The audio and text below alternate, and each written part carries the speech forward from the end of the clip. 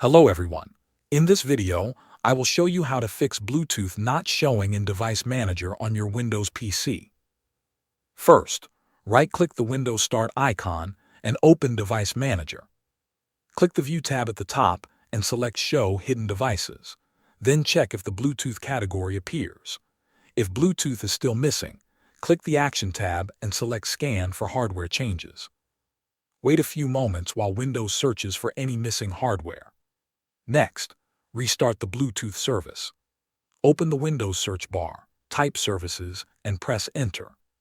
Find Bluetooth Support Service, right-click it, and select Restart. If the service is disabled, click Start instead. After that, return to Device Manager and check if Bluetooth is available again. If Bluetooth is still not showing, shut down your computer completely. Unplug the PC from power for 1 minute, then plug it back in and start it again. This can help reset the hardware and allow Windows to detect the Bluetooth adapter.